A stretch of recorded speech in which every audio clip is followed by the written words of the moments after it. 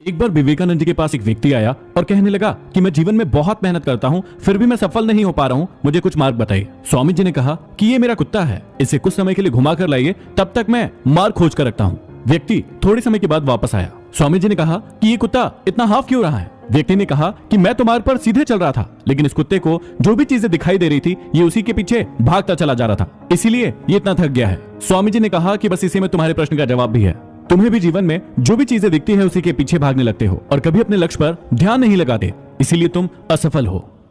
आज मैं आपको बताता हूं एक सफल और असफल व्यक्ति के बीच में क्या अंतर होता है। सफल व्यक्ति हमेशा माफ करने की बात करता है, जबकि असफल व्यक्ति हमेशा बदला लेने की बात करता है। सफल व्यक्ति सोचता है और उसे करके दिखाता है, जबकि असफल व्यक्ति सिर्फ सोचता रहता है। सफल व्यक्ति हमेशा सीखने की बात करता है, जबकि असफल व्यक्ति हमेशा आराम करने की बात करता है। सफल व्यक्ति खुद से प्रश्न करता है, जबकि असफल व्यक्ति दूसरों पर दोष लगाता है।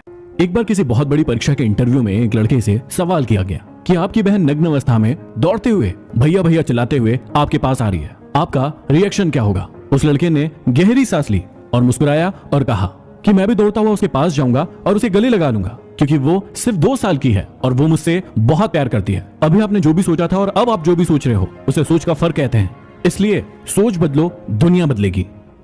जब लोग डूबते हैं तो समुद्र को दोष देते हैं, जब मंजिल ना मिले तो किस्मत को दोष देते हैं, खुद तो कभी संभल कर चलते नहीं, और जब गिरते हैं तो पत्थर को दोष देते हैं। खुद को बुरा कहने की हिम्मत नहीं है, शायद इसीलिए लोग कहते हैं कि जमाना खराब है। क्या आपने कभी सोचा है कि दुनिया के जितने भी लोगों को आप सबसे ज्यादा सफल मानते हैं, उन्होंने कभी भी अपने एजुकेशन सिस्टम को फॉलो ही नहीं किया? स्टीव जॉब्स ने सिर्फ 12th तक पढ़ाई की थी, बिल गेट्स ने भी सिर्फ 12th तक पढ़ाई की थी, धीरूभाई अंबानी ने सिर्फ हाई स्कूल पास किया था और सचिन तेंदुलकर भी सिर्फ 10वीं ही पास है, क्योंकि इन सभी ने सिर्फ अपने आप को ठीक ढंग से जाना और अपने पैशन को फॉलो किया। कागज हमेशा अपने नसीब से उड़ता है, लेकिन उसी कागज से बनी पतंग अपनी काबिलियत से उड़ती है। इसलिए कभी नसीब के भरोसे मत बैठो, काबिल बनो और अपनी जिंदगी में आगे बढ़ो। दुष्ट इंसान की मीठी बातों पर कभी भरोसा मत करना, क्योंकि वो अपना मूल स्वभाव कभी नहीं छोड़ सकता, जैसे शेर कभी हिंसा नहीं छोड़ सकता।